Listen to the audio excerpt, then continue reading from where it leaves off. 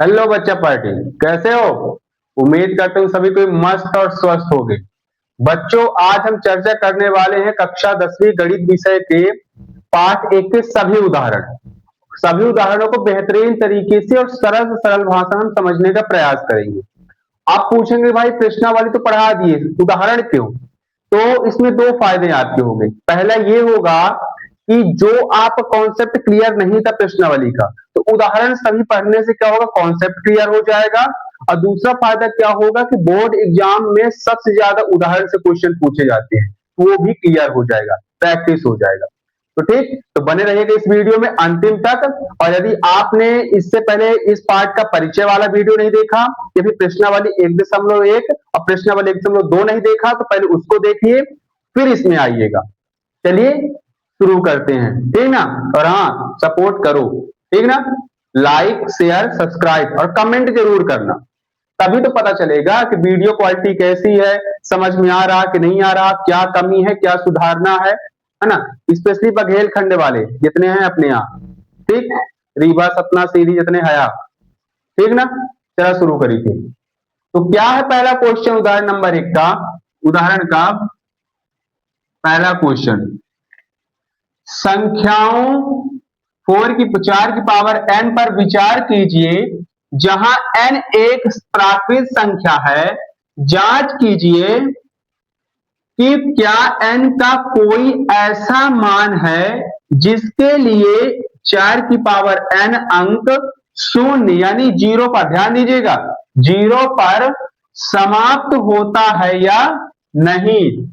ये question same to same आपके प्रश्नावली 1.1 के 5वें नंबर जैसा है, सेम टू सेम, बस संख्या चेंज है। वहां पर यहाँ पर 6 की पावर n लिखा था और इसमें 4 की पावर n है, सेम उसी तरह है। चलिए रिवीजन भी हो जाएगा।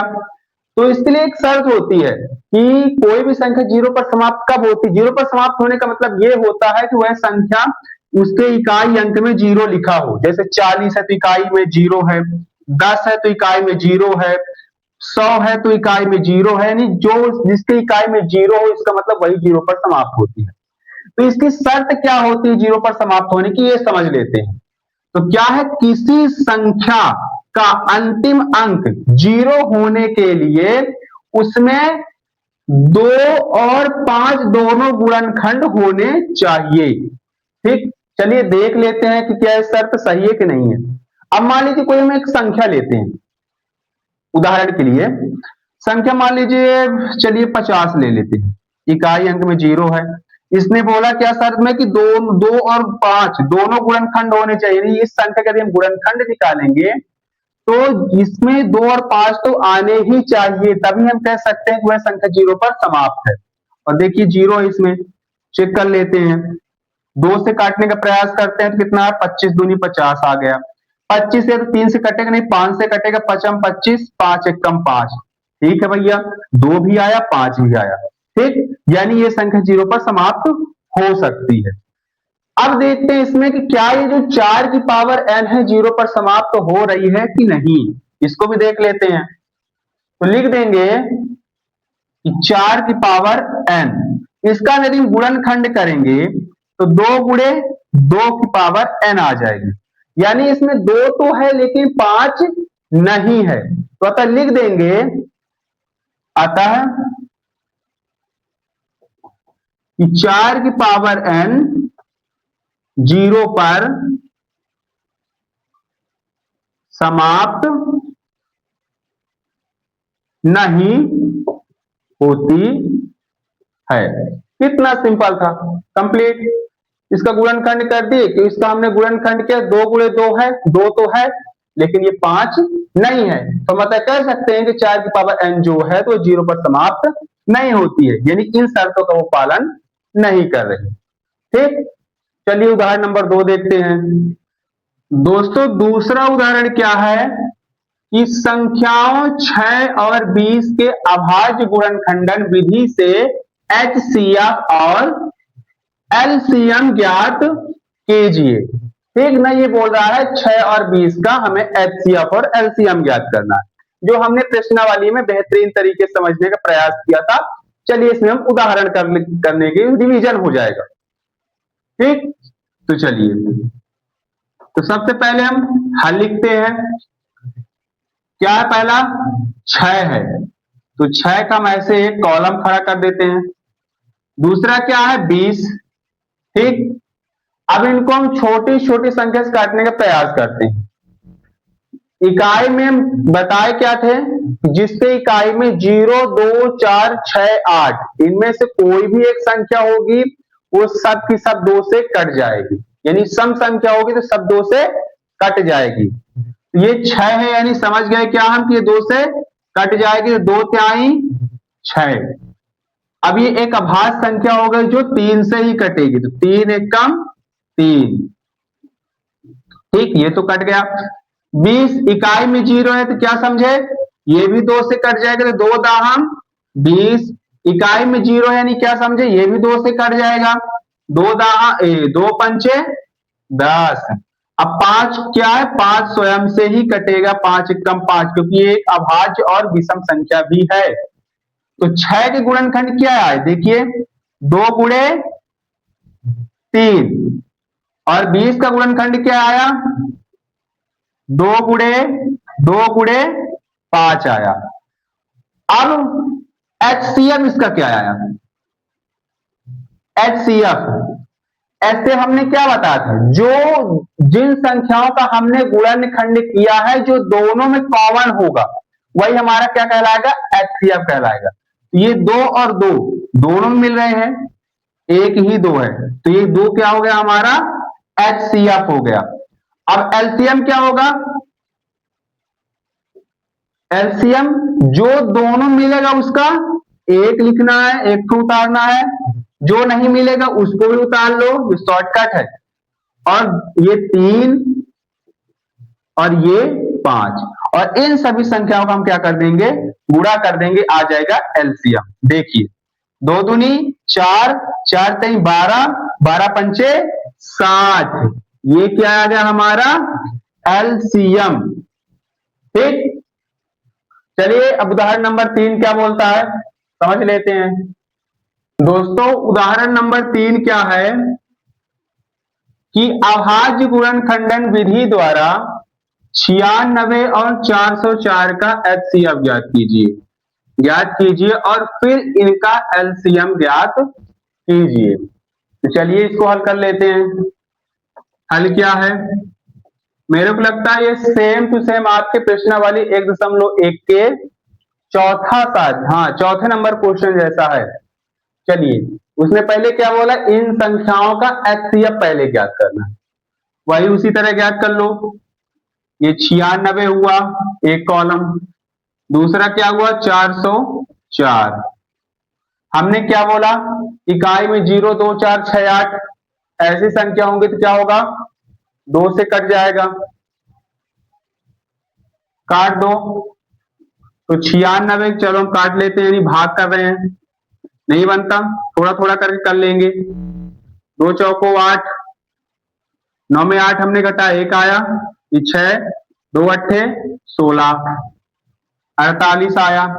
इकाई में 8 है, ये भी 2 से कट जाएगा, 2 दूनी 4, 2 चौको 8, 2 एक कम 2, 2 दूनी 4, 2 छक्के 12, 2 तिहाई 6, 3 एकम 3, ये तो पूरा कटा। ठीक, अब इसको देख लेते हैं। 2 दूनी 4, ऐसे देख लो, नहीं आता तो 2 दूनी 4, कट गया 0, भाग ना पहुंचे, लब्धे शून्य, ये 4 आया, 2 दूनी 4, 202 आया। ये भी इकाई में 2 है, यानी कट जाएगा 2 से, 2 एक कम 2, भाग ना पहुंचे, लब्धे शून्य, 2 एक कम 2। अब इकाई में 1 है, तो ये तो 2 से नहीं कटेगा भैया, क्योंकि एक विषम संख्या आ गई। ठीक, तो वे किससे कटेगा? ट्राई कर लेते हैं। मेरे को लगता है 101 से ही कटेगा, पर और कोई संख्या ट्राई कर लेते हैं। चलो 3 से, 13 से भी नहीं कटेगा, 11 से भी नहीं कटेगा, ये 101 से ही कटेगा। ठीक, चलिए हमने तो गुणनखंड कर लिया। अब इस 96 कितने गुणनखंड है देख लेते हैं। 96 का 1, 2, 3, 4, 5, 1 2 3 4 5, 1 2 3 4 5 और ये 3। अब 404 का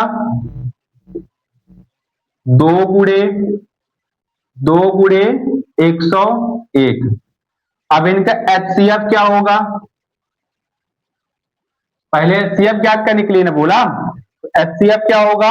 हमने क्या बताया था, जिन संख्याओं का हम गुणनखंड निकाल रहे हैं तो जो दोनों में कॉमन मिलेगा वही हमारा क्या कहलाएगा? एचसीएफ। तो ये 1 2 मिल गया, दूसरा ये मिल गया, यानी कि 2 गुणे 2। तो एचसीएफ हमारा क्या कहलाएगा? 2 दूनी 4। ये हमारा क्या कहलाया? एचसीएफ। अब एलसीएम की बारी आई। अब बोल रहा है कि फिर एचसीएफ ज्ञात कर कीजिए और फिर इनका एलसीएम ज्ञात करना। तो चलिए, तो हम क्या करेंगे, एक को हम क्या मान लेंगे? पहले तो एचसीएफ, एचसीएफ बराबर हमारा 4 आ गया। हम एक दूसरी विधि समझते हैं। ए बराबर, इसको हम ए मान लेते हैं। ए बराबर कितना हुआ हमारा? 96। और ये बी बराबर कितना हुआ? 404 हो गया। ध्यान समझिएगा। अब हम क्या करेंगे कि एचसीएफ गुणे एलसीएम करते हैं। जैसे जांच करते थे ना, इसका सेम वही मेथड लगेगा। और ए गुणे बी, जैसे हम एचसीएफ और एलसीएम को जांच करते थे, यही सब लगता था ना इस सूत्र से, एचसीएफ गुणे एलसीएम, ए गुणे बी, सेम वही करना है। एचसीएफ कितना है हमारा? 4। एलसीएम हमें ज्ञात करना है तो लिख देते हैं। ए कितना था हमारा? 96 और बी कितना था? 404। ठीक है। अब देखिए, जो ये है 4, एलसीएम इसके गुणे में है, तो इस 4 को हम यहां पक्षांतर करेंगे तो ये कहां जाएगा? बटे में जाएगा। तो यहां लिखे रहे तो एलसीएम बराबर 96 404 बटे 4 कर दिए। ठीक है। अब काट लेते हैं। 4 1 कम 4, 4 1 कम 4 0, 4 1 कम 4, ये कट गया। ठीक। अब एक काम करते हैं, 101 का हम 96 में भाग कर लेते हैं, साइड में कर लेते हैं। 101 डिवाइड बाई 96, 6 1 कम 6 0, 6 1 कम 6, 9 1 कम 9 0, 9 1 कम 9, ये 6 आया, ये 9 आया, ये 6 आया, ये 9 आया। ठीक। 96। तो हमारा एलसीएम क्या आ गया? एलसीएम क्या आ गया? 96, ये 96, ये हमारा क्या आ गया? एलसीएम। ठीक। अब उदाहरण नंबर 4 क्या है देखते हैं। बच्चों, उदाहरण नंबर 4 क्या बोलता है? संख्या 6, 72 और 120 का अभाज्य गुणनखंडन विधि द्वारा एचसीएफ और एलसीएम ज्ञात कीजिए। ठीक। चलिए, इसको भी सरल से सरल तरीके से समझने का प्रयास करते हैं। 6 72 और क्या है? 120 है। ठीक। अब इसको समझते हैं। ये इकाई में क्या है? 0 2 4 6 8 ऐसी संख्याएं होंगी तो क्या होगा? सब के सब क्या होंगे? 2 से कट जाएंगे, क्योंकि ये सभी क्या है? सम संख्या। इसको 2 से काटते हैं।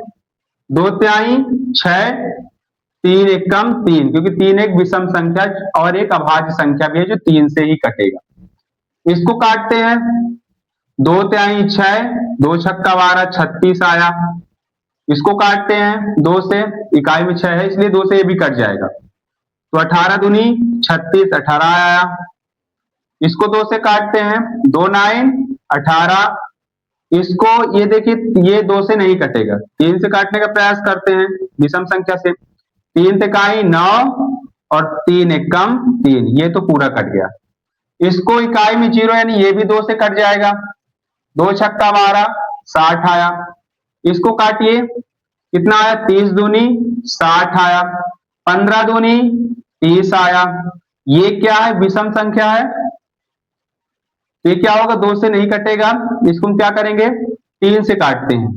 3 पचे 15, 5 एक कम 5, तीनों संख्याएं कट गई। अब इनका हम गुणनखंड लिख लेते हैं। 6 का क्या आएगा, 2 गुणे 3 आया।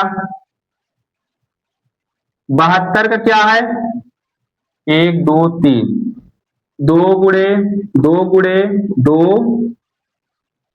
3 गुणे 3।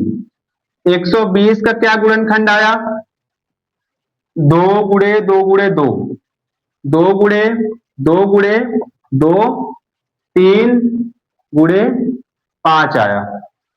HCF क्या होगा, देखते हैं। हमने क्या बोला, HCF क्या कहलाएगा, जिन संख्याओं का हमने गुणनखंड निकाला है, जो उन तीनों संख्याओं में जो कॉमन मिलेगा क्या होगा, वही हमारा क्या कहलाएगा, HCF। तो ये 2 2 2 और ये 2 तीनों मिल रहा है, तो ये 2 आया। और कोई संख्या मिल रही है, 3 है ये इसके पास, तो 3 3 3 3 3 3, ये भी 3 तीनों मिल रहा है, तो 3 आया। तो HCF हमारा क्या हुआ, 2 गुणे 3, तो 3 दूनी 6 हमारा क्या हुआ, HCF 6 आया हमारा। अब क्या बोला, LCM, तो चलिए LCM, तो क्या करना, हमने क्या बताया था, जो तीनों मिले या फिर जो दोनों में भी मिलेगा तो उसका एक ही उतारना है। जैसे ये 2 2 2 तीनों मिल रहा है तो इसका एक उतार लेना, तीनों मत उतार लेना, नहीं गलत हो जाएगा। फिर ये 2 दोनों मिलता है, इसका भी एक ठू उतारना है 2, ये वाला भी 2 दोनों मिलता है, इसका भी एक उतारना है। ठीक, अब 3 3 3 3 तीनों मिल रहा है तो इसका भी एक उतार लेना है, और ये जो नहीं मिलता उसको भी उतार लो, एलसीएम ज्ञात कर रहे हो ना। और ये 5 नहीं मिलता, इसको भी उतार लो। ठीक, अब करो गुणा, 2 दूनी 4, 4 दूनी 8, 8 3 24, और 24 का 3 से गुणा करते हैं, 4 3 12, हासिल आई 1, 3 दूनी 6 1 7, 72 आया। अब 72 का 5 में गुणा करते हैं, 5 दूनी 10, हासिल आई 1, 5 7 35 1 36, 360 आया। एलसीएम कितना आया, 360, जाओ 360 में। ठीक, चलिए उदाहरण नंबर 4 कंप्लीट हो गया। अब क्या है, उदाहरण नंबर 5 देखते हैं। बच्चों उदाहरण नंबर 5 क्या है कि √3 एक अपरिमेय संख्या है, यानी कि वो बोल रहा है कि √3 एक अपरिमेय संख्या है, बस हमें इसे सिद्ध करके बताना है। ये सेम टू सेम प्रश्नावली 1.2 के पहले नंबर क्वेश्चन जैसा है। और हाँ, ये क्वेश्चन एग्जाम में वेरी इंपॉर्टेंट है। एक ये √3, √2 या फिर √5, ये सब में केवल नंबर बस चेंज रहेंगे, बाकी पूरा कॉन्सेप्ट पूरा वही का वही उतार के रख देना है जैसे बताएंगे। बस क्या है, हमें संख्या बस चेंज करनी है। तो चलिए हल करने का प्रयास करते हैं। ठीक, तो क्या बोला उसने, अपरिमेय संख्या। तो हम इसको क्या करेंगे, इसको हम उल्टा मानते हैं, क्योंकि अपरिमेय संख्या सिद्ध करने की कोई विधि नहीं होती है। तो क्या करेंगे, इसको हमें सॉल्व भी करना है, सिद्ध भी करना है। तो क्या करेंगे, अपरिमेय संख्या ज्ञात करने के लिए बोला, सिद्ध करने के लिए बोल रहा है, तो इसका हम उल्टा मानेंगे, क्या मानेंगे, परिमेय मानेंगे। तो लिख देंगे कि माना √3, √3 क्या है, एक क्या है, परिमेय संख्या है।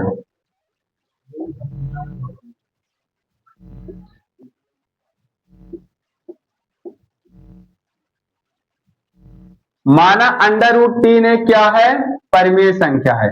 और जो भी परिमेय संख्या की नियम शर्तें होती है इसमें हम अप्लाई करेंगे। यदि सारे नियम शर्तों को फॉलो करेगा, मानेगा तो ठीक कह देंगे परिमेय है, नहीं मानेंगे तो बोल देंगे, भगा देंगे इसको, बोल देंगे तुम अपरिमेय हो।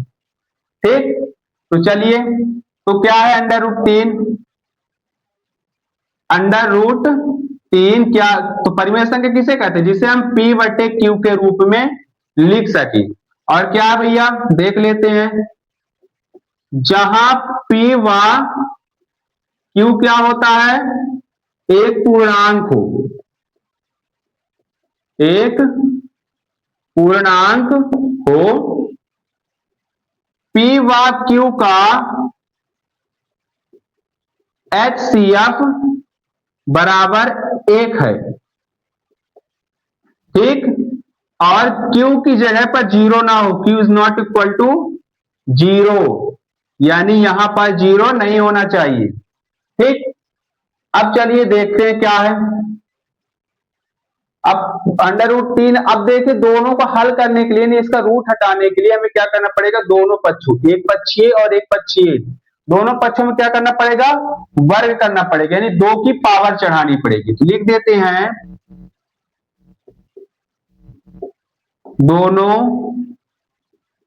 पक्षों में वर्ग करने पर, कर लेते हैं, √3 इसमें भी वर्ग कर दिए, P/Q इसमें भी हमने क्या कर दिया, वर्ग कर दिया। अब √3 में 2 की पावर है, इसका मतलब क्या हुआ, √3 का 2 बार गुणा। तो एक बात याद रखिएगा, जब दोनों रूट के अंदर गुणे में दोनों तरफ सेम संख्या होती है तो रूट क्या होते हैं, कट जाते हैं और एक 3 कॉमन आ जाता है, ठीक। अब ये क्यों होता है, पूछेंगे क्यों होता है, तो यही बताते हैं, देखिए कैसे। देख, √3 गुणे √3 करते हैं तो 3 तिकाई 9 आया और हमने रूट चढ़ा दिया, और 9 का यदि हम वर्गमूल निकालेंगे तो क्या आएगा, 3 ही आएगा।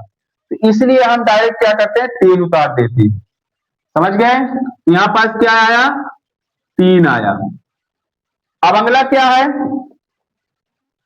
P/Q, इसका क्या होगा, P/Q गुणे P/Q, तो P और P कितना हुआ, P² हुआ, Q और Q² आया, ठीक। अब हम क्या करेंगे, इसको बटे 1 मान के इसका हम तिरिया गुणा कर देंगे, क्रॉस मल्टीप्लीकेशन, इसका इससे और इसका इससे। तो हमने P का 1 में गुणा किया तो P² आया, और इसका किया तो क्या आया, 3Q², ठीक, आ गया। अब देखिए कैसे, अब हम यहां लिख देंगे कि चूंकि P² 3 से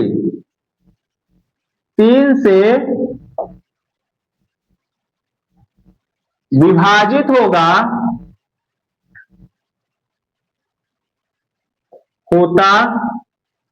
है, इसलिए, सॉरी यहां पर जगह नहीं थी इसलिए यहां पर लिख रहे हैं, इसलिए P भी 3 से विभाजित होगा।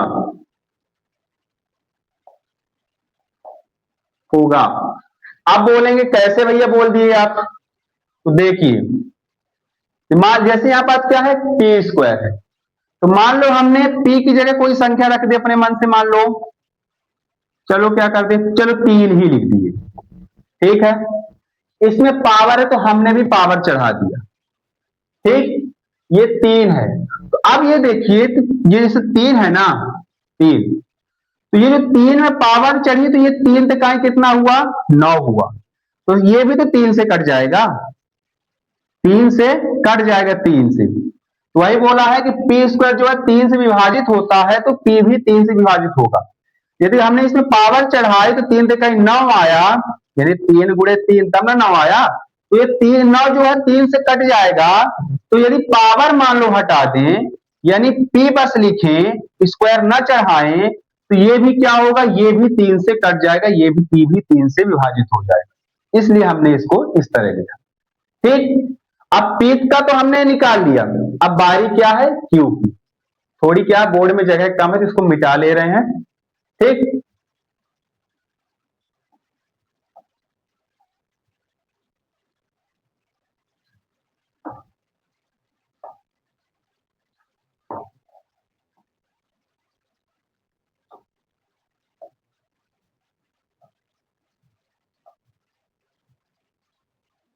अब जिस प्रकार हमने P का निकाला था, तो अब दोबारा हम क्या करते हैं, मान लेते हैं दोबारा भी, माना इस बार हम क्या मान लेते हैं, P बराबर A से Z तक कुछ भी मान लो,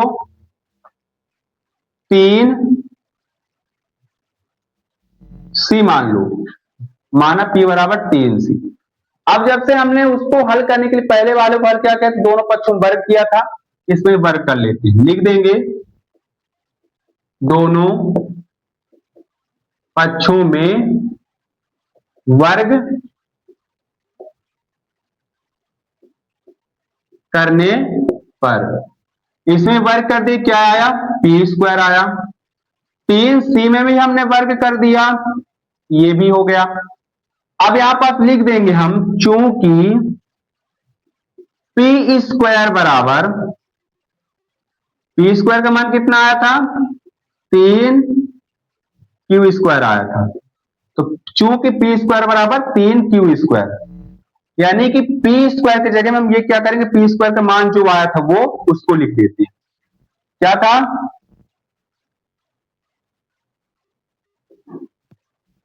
3 Q स्क्वायर बराबर, इसमें 2 की पावर है, इसका 2 बार गुणा किया तो 3 तक आई 9 आया, और ये C स्क्वायर आ गया।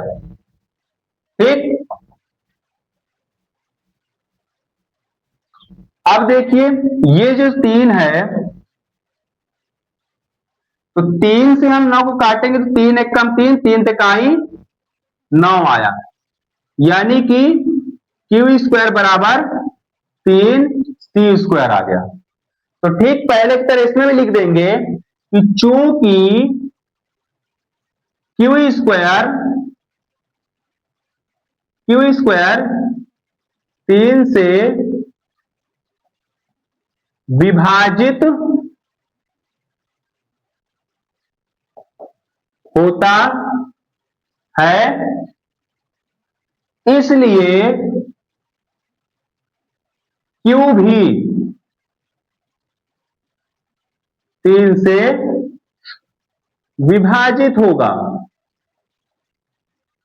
विभाजित होगा।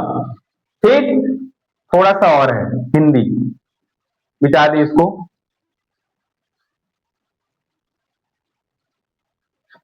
लिख देंगे कि अब देखिए हमारे यहां भी 3 आ, P का भी मान 3 आया और Q का भी मान 3 आया, तो लिख देंगे अतः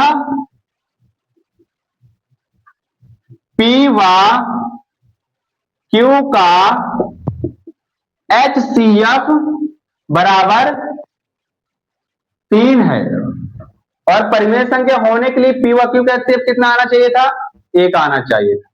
तो लिख देंगे हमारे द्वारा दी गई अवधारणा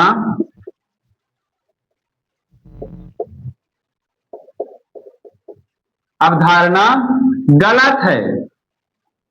अवधारणा मतलब यह जो हमने माना था कि ये परिमेय संख्या है, तो ये हमने गलत माना था कि परिमेय संख्या है, गलत है, इसलिए यह क्या है, अपरिमेय संख्या,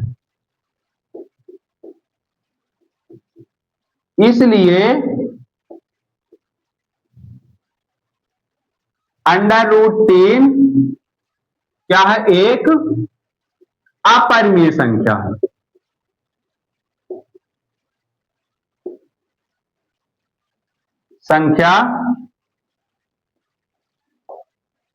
है। ठीक, बस सेम इसी तरह क्या अंडर, मान लीजिए यहां पास हम 3 हटाकर 5 लिख देंगे, तो बस 5 नंबर बस चेंज करना, बाकी पूरा कॉन्सेप्ट वही रहेगा। मान लीजिए इसकी जगह आ गया क्या, 2 आ गया, तो बस 2 बस लिखना, पूरा कॉन्सेप्ट वही उतार देना, बस संख्या चेंज होगी। और हाँ, ये एग्जाम के हिसाब से बहुत इंपॉर्टेंट है। ठीक, और उदाहरण नंबर 6 क्या है, उदाहरण नंबर 6 हम आपके लिए होमवर्क छोड़ रहे हैं। ठीक, उम्मीद करते हैं कि जितने भी उदाहरण हैं सभी आपको अच्छे और बेहतरीन तरीके से समझ आए होंगे। ठीक, और जो यदि समझ आया तो कमेंट बॉक्स में लिखिएगा हाँ समझ में आ गया, जो कमियां होंगी वो भी बताइएगा, लाइक शेयर और सब्सक्राइब जरूर करिएगा। तो मिलते हैं अगली वीडियो में। ठीक, तब तक के लिए जय माता दी।